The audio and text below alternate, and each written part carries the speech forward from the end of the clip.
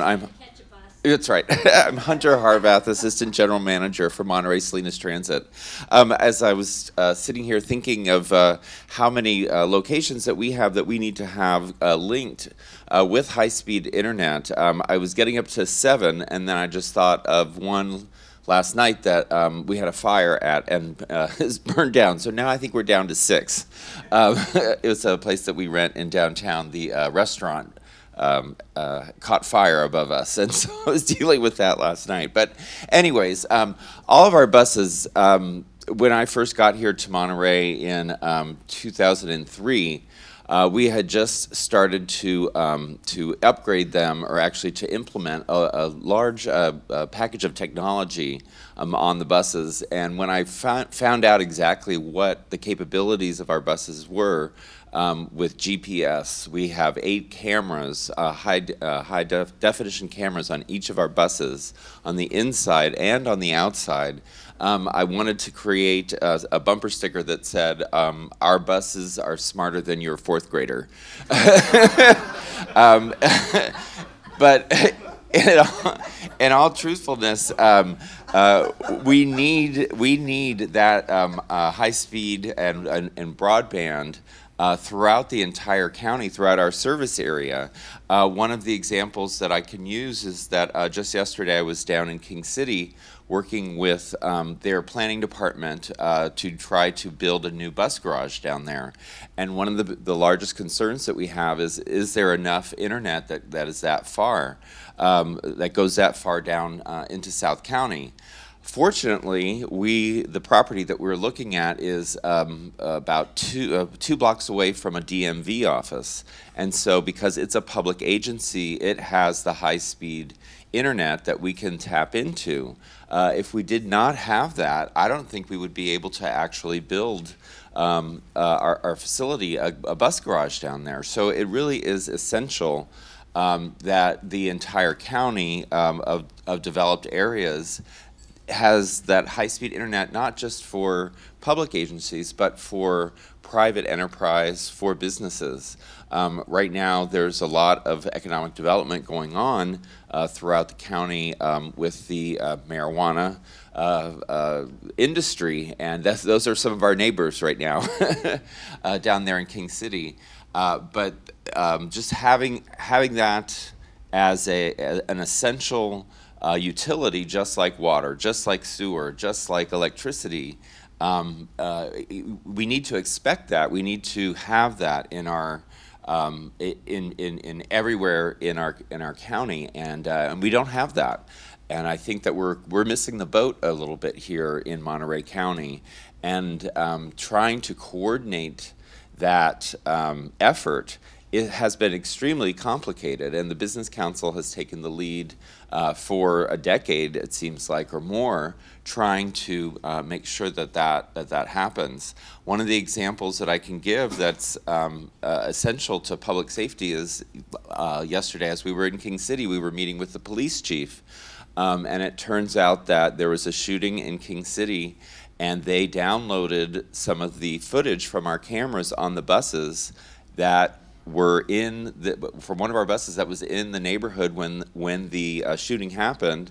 They were able to identify the suspect, arrest the suspect because of the camera footage on our buses.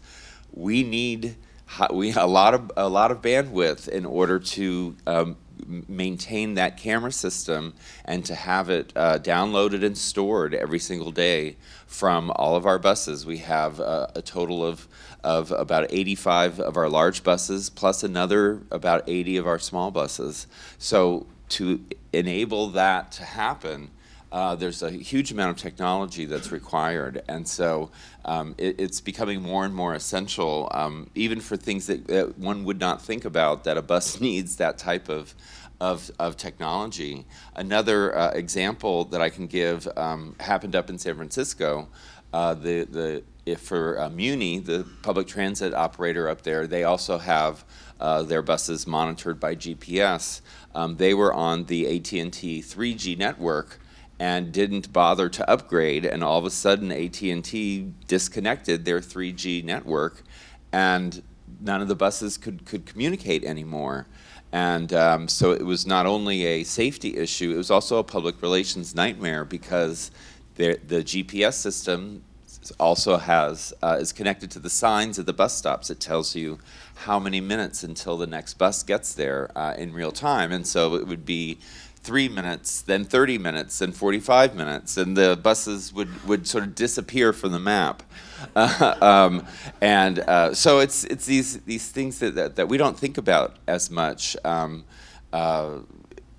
either for business or for government. But this has become an essential utility, an essential part of our business that we rely upon every day, and we want to be involved as a public agency wherever we can to facilitate the improvement of our internet capacity. Another example I can give really quickly is on Fort Ord.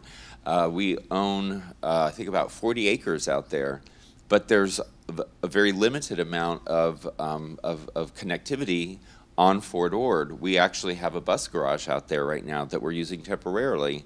No one can call on a landline to the other bus garages. Everyone's on a cell phone, and it's very slow connectivity, spotty connectivity. The buses have trouble finding where they should be and where they need to be connected. So we have these gaps in our network here in Monterey County that we really need to work together and collaboratively on filling those gaps. And government needs to be at the table, as well as private industry. And I see that we've been trying to do that for years and years. We've made some progress, but there's a lot more that we can do and a lot more that we have to do. So with that, I'll wrap up my remarks, and thank you for giving me the opportunity for saying a few things. And ride the bus, please. Hunter, how many of your riders every day are students in South Monterey County to Hartnell? So we carry about 16,000 passengers from South County up to Monterey. Up to Salinas, and the #1 destination is Hartnell College. And these are mostly first-generation learners, first-generation college attendees. And in addition to that, we also carry about 65,000, 70,000 military students as well as soldiers around the county, down as far as Camp Roberts, Fort Hunter Liggett, as well as the Presidio of Monterey, Defense Languages Institute, and Naval Postgraduate School. So education is an important component to it all. And the internet service on the bus is important. Yes. I have a question. What medium are you using today for those monitors on your bus? Are you using high-speed internet?